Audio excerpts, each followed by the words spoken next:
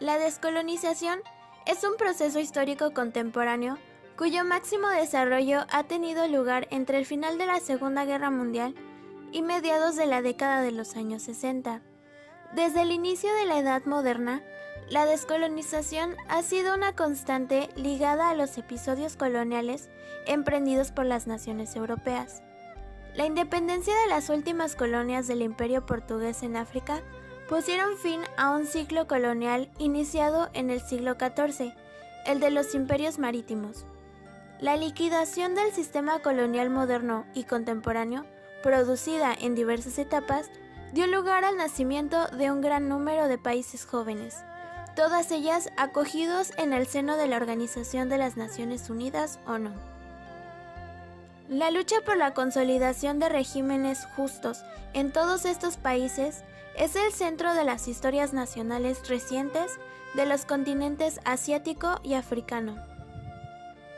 No deja de sorprender la gran velocidad con que, durante la segunda mitad del siglo XX, se produjo el derrumbe de uno de los imperios que, fruto del aporte de los sistemas administrativos y políticos europeos, se habían conformado con gran precisión durante largo tiempo.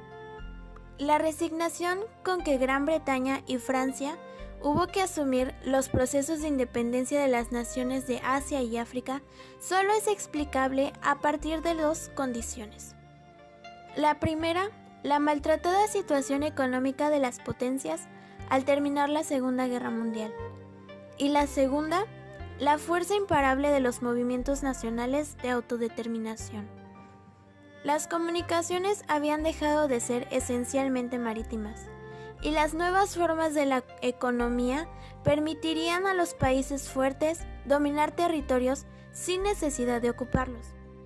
Sobre los países independizados se consolidó un colonialismo de sustitución no sustentado en el control marítimo. La descolonización tiene como consecuencia la independencia, pero esta, sin embargo, no se alcanza en muchos países de una forma completa, pues aunque la mayoría consigue su soberanía política, los lazos que les unen al pasado colonial quedan profundamente estrechados, manteniéndose una dependencia social, económica y cultural que condicionan su posterior desarrollo, cayendo en una nueva modalidad del colonialismo. Los procesos de independencia de las primeras etapas de la historia poscolonial tuvieron una fuerte impresión personalista de los líderes nacionales y una acentuada tendencia hacia el golpismo y las convulsiones. Toda Asia llega a su independencia entre 1947 y 1958, a través de la vía pacífica las colonias inglesas y de la vía revolucionaria las colonias francesas y holandesas. La India, por ejemplo, se manifiesta con el Partido del Congreso Nacional Indio, liderado por Gandhi, aplicando una estrategia de desobediencia civil frente a Gran Bretaña, de boicot de los productos británicos y a sus tribunales de justicia. Se negaron a pagar impuestos, entre otras cosas. Esta actitud desembocó en la concesión en 1935 de una amplia autonomía, ya que Gandhi expande su doctrina de la no violencia y la no colaboración. En 1947 se llega a un plan de partición entre musulmanes e hindúes, cuyo resultado es la construcción de dos estados independientes, la Unión India, hindú, y Pakistán, musulmana. En 1971, la secesión de la parte oriental de Pakistán dio lugar a la República de Bangladesh. Los conflictos entre India y Pakistán llegan a la actualidad por territorios como el de Cachemira. Como bien sabemos, con respecto a la independencia de Indochina, Ho Chi Minh, líder de Viet Minh, empleó un método de batalla sangrienta que finalizaría con la derrota francesa en la batalla de Dien Bien Phu. Respecto a la independencia de Indonesia, la metrópoli de Holanda no reconoce la independencia y estalla en una guerra violenta con proceso mixto diplomático.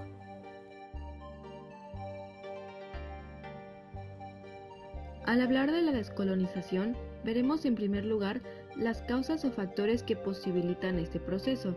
Hemos clasificado los factores en dos tipos. los internos, que se producen en los propios países, aunque sean a veces por influencias extranjeras, y los externos, que se refieren más a la coyuntura internacional. Dentro de los factores internos se pueden destacar tres aspectos. En primer lugar se encuentra el sentimiento nacionalista, que es el verdadero motor que impulsa la independencia de estos pueblos.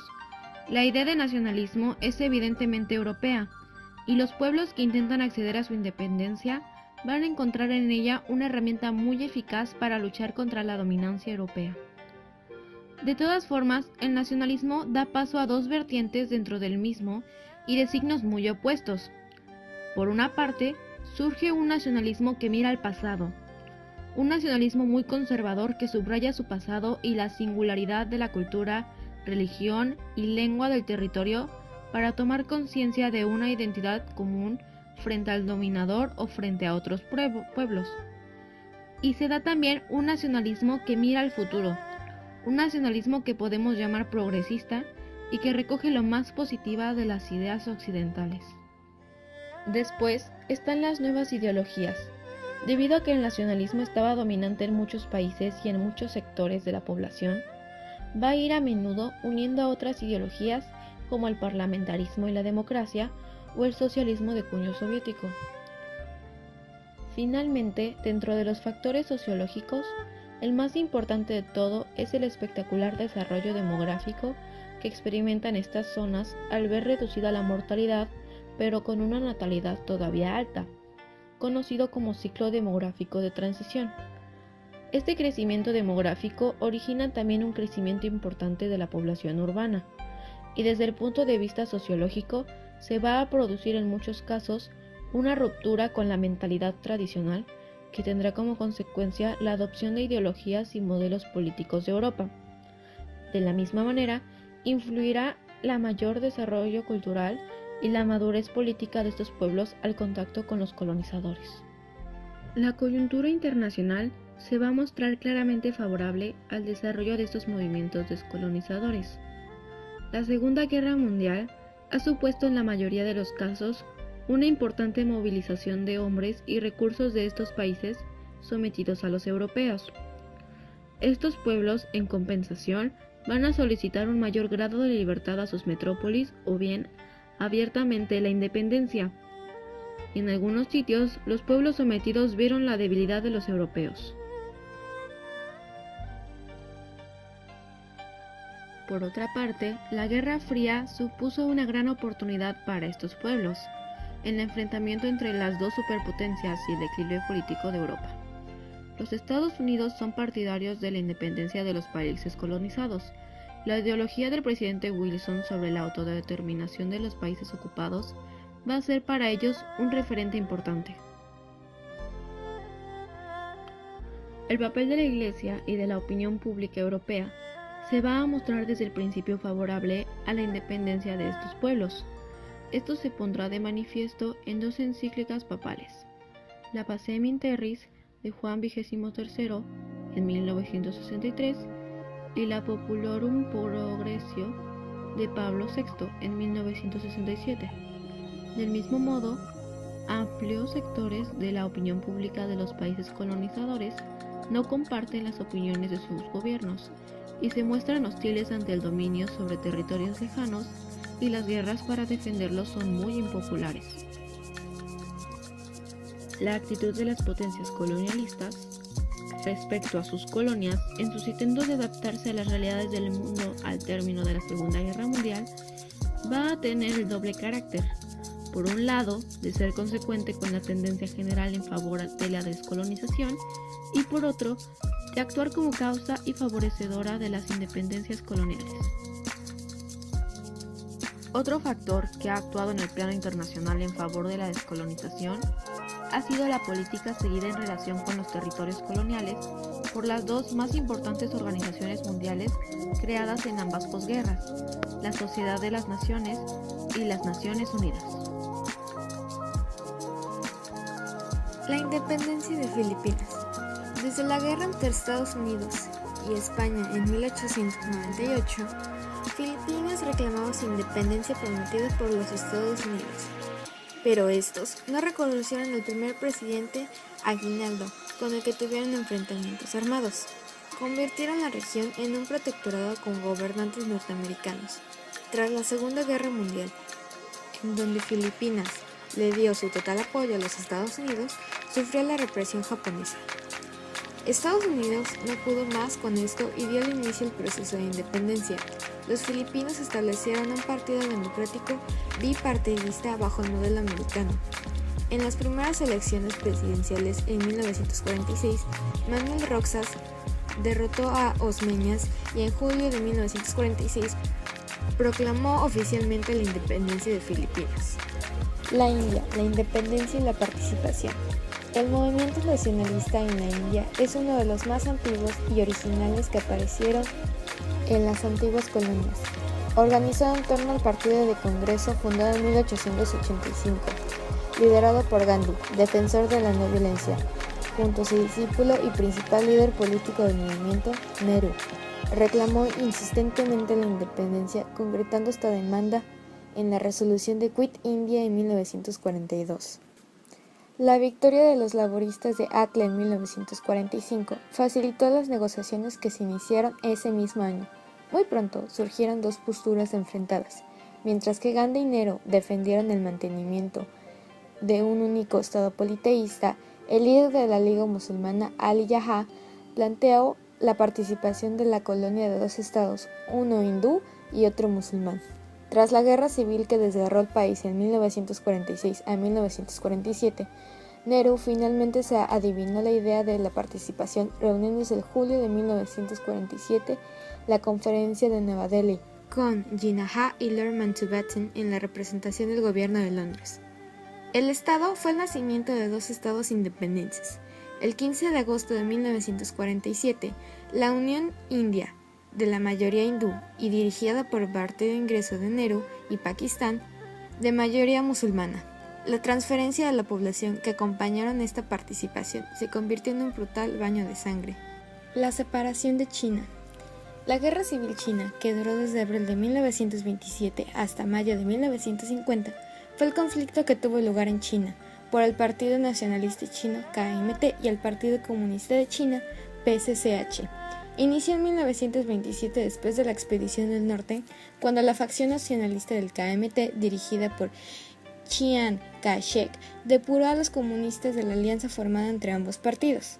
Su objetivo era realizar una revolución nacionalista para acabar con la presión extranjera del imperialismo y una revolución democrática para terminar con la presión interior de los señores feudales. La guerra acabó en 1950, quedando finalmente bajo el control de los comunistas de la China continental, donde se proclamó el nuevo régimen de la República Popular de China, eliminando el dominio imperialista especialmente de Estados Unidos y el partido KMT, mientras que los nacionalistas lograron mantener el control sobre los territorios insulares de Taiwán, los pescadores y varias islas costeras de la provincia de Fujian, en territorios en los que se ha mantenido hasta la actualidad el régimen de la República de China. Como consecuencia de esto, Estados Unidos impulsó la prohibición de comercializar con la China comunista en 1950, durante la Guerra de Corea, y la actividad comercial de Hong Kong decayó. La colonia tuvo que recurrir a sus propios recursos naturales para desarrollar nuevas industrias. Miles de chinos recién llegados del continente proporcionaron mano de obra y dinero, lo que posibilitó el rápido crecimiento de una industria ligera durante las décadas de 1950 y 1960. El consecuente desarrollo económico transformó a Hong Kong en una de las regiones de Asia más ricas y productivas. Sin embargo, los bajos salarios que hicieron posible el desarrollo provocaron el descontento social. La independencia de Indonesia inicia desde el año de 1927 con la fundación del Partido Nacional Indonesio por el político Sukarno, mismo que fue detenido en 1929 por las autoridades coloniales de los Países Bajos. 10 años más tarde, en 1939, fue desterrado a la isla de Sumatra, pero liberado por los japoneses, quienes desalojaron a los holandeses tras la invasión de la isla en 1942. El 17 de agosto de 1945 fue leída la declaración de su independencia. La resistencia a Indonesia, las presiones de la ONU y la amenaza de Estados Unidos de retirar a Holanda la ayuda del Plan Marshall hicieron que a finales de 1949 fuera reconocida la independencia de Indonesia. La guerra civil entre nacionalistas y comunistas en China en el año de 1949 trajo refugiados a la isla de Hong Kong. En los años 50, durante la Guerra de Corea, Estados Unidos prohibió comerciar con la China comunista, lo que perjudicó a la actividad comercial y frenó su progresión económica. La continua llegada de chinos desde el continente proporcionó mano de obra barata que posibilitó el crecimiento, sobre todo en la industria manufacturera. Y el consecuente desarrollo económico transformó a Hong Kong en una de las regiones más ricas y productivas de Asia. Y como consecuencia, durante la década de 1970 aumentó la llegada de refugiados y a principios de 1980 comenzaron a llegar vietnamitas. Por la declaración conjunta firmada por China y Reino Unido en Pekín, China prometió que bajo la política Un país, dos sistemas, el sistema económico socialista de China no se aplicaría en Hong Kong, comprometiéndose a respetar el sistema legal existente en Hong Kong antes del traspaso de la soberanía por un plazo de 50 años hasta el 2047. China solamente se haría cargo de la política exterior y la defensa del territorio. El 1 de julio de 1997, Hong Kong pasó a China como región administrativa especial y se creó una constitución llamada la Ley Básica. Hoy en día, Hong Kong se ha transformado en uno de los centros turísticos, industriales, financieros y comerciales más importantes del mundo, desempeñando el papel de trampolín para el comercio y la inversión de la China continental. Por último, la independencia de Malasia tiene antecedente desde la intervención británica de 1850, cuando estos utilizan la diplomacia y aprovechan las luchas dinásticas entre los mandatarios malayos para convencerlos de aceptar consejeros británicos. Más tarde, la intervención japonesa en Malasia sorprendió a las tropas británicas mal preparadas durante la década de 1930, anticipándole a la creciente amenaza del poder naval japonés. Los británicos habían construido una gran base naval en Singapur, pero no se habían previsto una invasión de Malasia desde el norte. Debido también a las necesidades de la guerra de Europa, no existía prácticamente ninguna capacidad aérea británica en el Extremo Oriente. Durante la ocupación en la Segunda Guerra Mundial, creció el apoyo popular a la independencia. Las dificultades comerciales pronto dispararon el desempleo y los japoneses comenzaron a ser muy impopulares. Durante este periodo, los rebeldes bajo la égida del Partido Comunista de Malasia lanzaron operaciones de guerrilla con el fin de expulsar a los británicos. La guerra duró de 1948 hasta 1960 e implicó una larga campaña anti-insurgente por parte de las tropas de la Mancomunidad de las Naciones en el país. Aunque los ataques disminuyeron muy pronto, la presencia militar continuó dentro del contexto de la Guerra Fría. La independencia dentro de la Mancomunidad de las Naciones se alcanzó el 31 de agosto de 1957. La Conferencia de Bandung se divide en 3 etapas: el movimiento de los países no alineados, la Conferencia Afroasiática de Bandung en 1955 y el espíritu de Bandung. En el movimiento de los países no alineados dice que los países del tercer mundo, los cuales habían llegado de la independencia tras el periodo colonial, estaban abocados a una escena internacional en la que tenían un escaso protagonismo y en la que la dinámica del enfrentamiento entre los bloques les llevaba a un forzoso alineamiento con uno u otro. La Conferencia Afroasiática de Bandung en 1955. La iniciativa de esta conferencia vino de los 5 primeros países descolonizados en Asia: Pakistán, India, Indonesia, Ceilán y Birmania. La persona que impulsó todo esto fue Nehru, un líder hindú que asistía alarmado a la extensión de la Guerra Fría al continente asiático tras el conflicto de Corea y quería evitar a toda costa que Asia se dividiera en bloques enfrentados, tal como la formación del ASEATO o la Alianza Chino-Soviética. Los 5 países decidieron convocar una conferencia en la ciudad de Indonesia de Bandung en abril de 1955. 29 países acudieron, 23 asiáticos, de los cuales 14 procedían del Asia Oriental y 6 africanos, de los que 4 pertenecían en el África Negra. Ni la China nacionalista ni Israel fueron invitadas. para evitar un problema de la China popular y de los países árabes respectivamente. Tampoco lo fue África del Sur, condenada por su política de apartheid. El espíritu de Bandung. En la conferencia hubo una decisión que condena el colonialismo que aún dominaba en África y el sistema racista del apartheid. Fue unánime la llamada al mundo desarrollado para que cooperase en la lucha contra el subdesarrollo y la pobreza.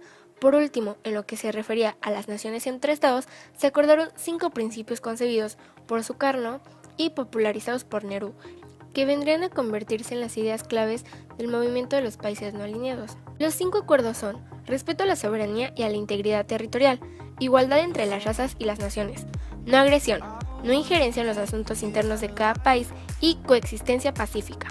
Sin embargo, era muy evidente la existencia de 3 grandes corrientes enfrentadas. Los no alineados, con Nehru y Nasser a la cabeza, condenaban la política de bloques militares enfrentados. Los pro-occidentales, Turquía, Irak, Pakistán y Ceilán, defendían la posibilidad de que cada país se integrara en alianzas militares regionales como la SEATO. Los 2 países comunistas, China y Vietnam del Norte. Zhou Enlai, el presidente chino, fue enormemente hábil para frenar las iniciativas de los países prooccidentales y obtener un gran prestigio para la China de Mao. En conclusión, la conferencia de Bandung propuso un momento clave en el proceso de descolonización y en el intento de emancipación del tercer mundo. En el terreno de las relaciones internacionales fue origen del movimiento de los países no alineados.